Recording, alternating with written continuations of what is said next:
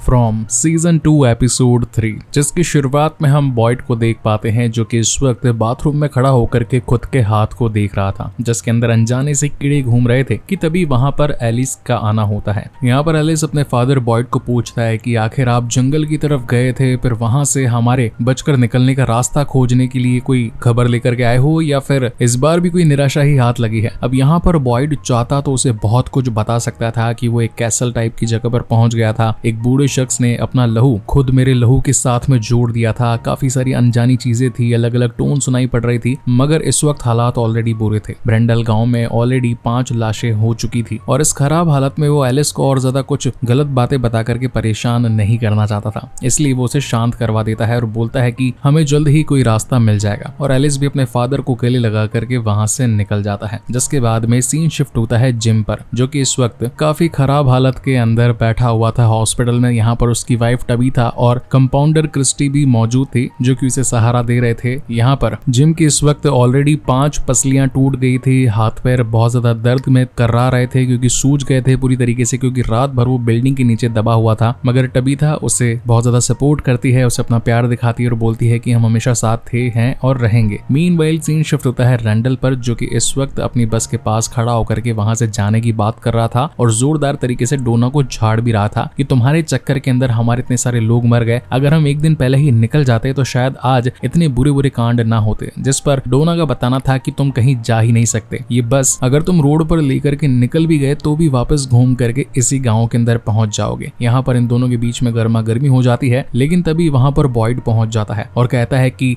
अगर तुझे इतना ही जाने की जल्दी है तो खुद अकेला क्यों नहीं निकल जाता, बाकी लोगों को परेशान क्यों कर रहा है। वैसे भी ये गांव जितना तू आसान समझ रहा है उतना है नहीं, और अगर ज्यादा चिल्लाया तो सबसे पहले मैं ही तुझे ठोक दूंगा, रात को शैतान तो बाद में आएंगे। इन बातों को समझ करके रैंडल शांत हो जाता है और इनके गांव में रहने के लिए तैयार हो जाता है। मीनवाइल डाइनर के अंदर हम देख पाते हैं कि भूख लग रही थी ईथन और जूली को, तो वो यहाँ पर कुछ खाने के लिए बैठे हुए थे कि तभी यहाँ पर टबीथा जाकर के आंटी चेन से मिलती है और कहती है कि हमारा घर तो टूट चुका है, हमारा सामान जो उसके अंदर था पूरी तरीके से बर्बाद हो गया है, पहनने के लिए कपड़े भी नहीं है, तो क्या आपके डाइनर के पीछे जो स्टोर रूम बना हुआ है वहां से हमें कुछ पहनने के लिए मिल सकता है। जिस पर चैन उसकी मदद करने के लिए तैयार हो जाती है। यहाँ बस के पास खड़े होकर के डोना और साथ ही बॉयड बात करने लगते हैं। डोना का पूछना था कि आखिर तुम एक दिन पूरी तरीके से जंगल में गायब थे, वहां पर हुआ क्या, कम से कम कुछ तो बताओ। मगर बॉयड उसे भी कुछ नहीं बताता, क्योंकि अगर उसने डोना तक कोई बात पहुंचाई तो ये बात पूरे कॉलोनी हाउस में फैल जाएगी और सबसे ज्यादा लोग वहीं रहते हैं, तो चहलकदमी और हुड़दंग भी सबसे ज्यादा वहीं मचेगा, इसलिए वो शांत हो जाता है। यहाँ कैनी एलिस जब जंगल के अंदर घूम रहे थे कि और कितनी लाशें होंगी, कि तभी वहां पर उन्हें एक लड़की दिखाई पड़ती है जो कि बहुत ज्यादा घायल थी। उन शैतानों ने जानबूझकर उसके सर में एक सरिया दे मारा और उस लड़की के ही सामने उसके बॉयफ्रेंड को चीर फाड़ करके खा रहे थे और जानबूझ करके लड़की को ये सब कुछ देखना पड़ा। इन चीजों से वो बहुत ज्यादा घबरा गई थी और बस अब अपने मौत की भीख मांग रही थी। वहीं जब विक्टर अपने घर पहुंचता है तो उसे अपना सामान हिला हुआ मिलता है, यानी कि कोई तो था जो उसके घर में आकर के चीजों को तहस नहस कर गया था। वहीं पर हम जेड को देख पाते हैं जो कि विक्टर का वायलिन ले आया था और वो बजाने भी लगता है। अभी गांव तो छोटा सा ही था, इसलिए विक्टर को वायलिन की आवाज आ गई और वो सीधा उसके घर में चला आया और पूछने लगा कि आखिर तुमने मेरे सामान को उठाया क्यों। और तब जेड भी उसे पकड़ ही लेता है और बोलता है कि आखिर तुम इन चिन्हों के बारे में क्या जानते हो, मुझे ये किताब तुम्हारे ही रूम से मिली थी, इसमें बार बार सिर्फ ये गोले बने हुए हैं, आखिर इसका मतलब क्या है। जिस पर विक्टर कहता है कि ठीक है मैं तुम्हें बताऊंगा, मगर उसके पहले तुम्हें इस वियोलिन को एक खास जगह पर जाकर के प्ले करना होगा। तो इस बात पर जेड मान जाता है। दूसरी तरफ हम मैरियल और क्रिस्टी को देख पाते हैं। ये दोनों आपस में प्यार किया करती थी, इनफैक्ट ये दोनों होमोसेक्सुअल थी, मतलब कि काइंड ऑफ लेस्बियन थी, तो इन दोनों को आपस का प्यार बहुत ज्यादा पसंद आता था। इसी बीच जब यहाँ कैनी पहुंचता है और बताता है कि एक लड़की जंगल के अंदर बहुत ज्यादा मुसीबत में है, तो क्रिस्टी को मैरियल को बाय बोल करके जाना ही पड़ता है। जैसे ही ये लोग जंगल में पहुंचते हैं तो उस लड़की के सर में घुसे सरिये को देख पाते हैं। ये लोग समझ गए थे कि ये लड़की ऑलरेडी शायद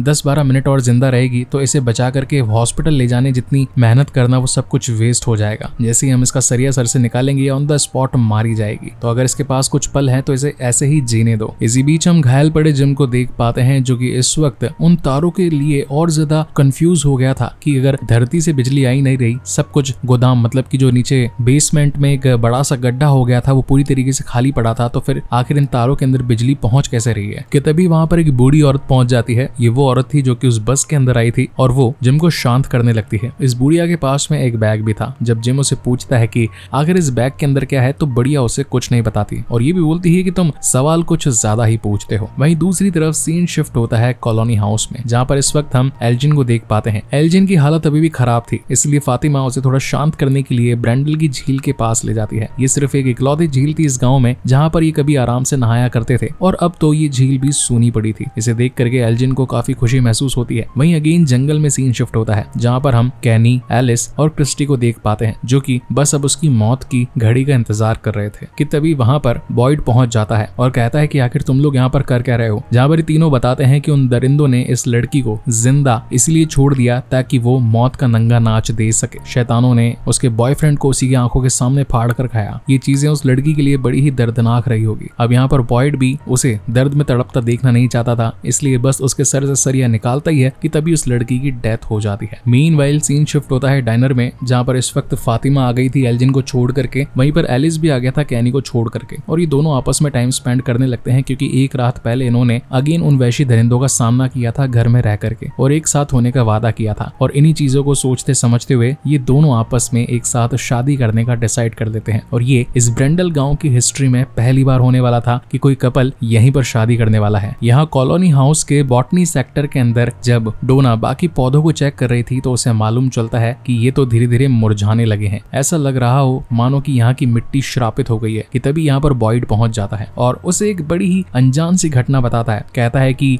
जब मैं मरीन में था तो वहां पर एक सोल्जर भी मेरे गाड़ी के अंदर बैठा हुआ था और उसका नाम था मार्टिन और उसका सरनेम था कैली। बड़े हैरानी की बात यह है कि आज जिस लड़की के सर में सरिया घुसा हुआ था उसका नाम था कैली और उसके बॉयफ्रेंड का नाम था मार्टिन, जो कि इन हैवानों के जरिए मारा गया। तुम्हें नहीं लगता कि ये चीजें किसी एक हादसे के साथ में जुड़ी हुई है? न जाने कैसे इनकी डोरियां उलझी सी लगती है, मगर डोना उसकी ये बातें समझ नहीं पाते। वहीं एपिसोड की एंडिंग में हम ये देख पाते हैं कि खाने पीने की छानबीन करने के लिए जब कैनी पादरी खतरी के घर पे घुसता है तो नीचे बेसमेंट में उसे सैरा मिलती है, जो कि कभी बॉयड के साथ जंगल में गई थी, और वो जिंदा बचकर आखिर यहाँ तक पहुंची कैसे। इसी तगड़े सस्पेंस के साथ ही शानदार एपिसोड यहीं पर खत्म होता है। सो गाइस, आपको वीडियो कैसा लगा, ये एक्सप्लेनेशन कैसी लगी, please let me know in the comment section. इसका नेक्स्ट एपिसोड जल्द ही आने वाला है, सो तब तक के लिए keep watching and stay safe. मिलते हैं अगले वीडियो में।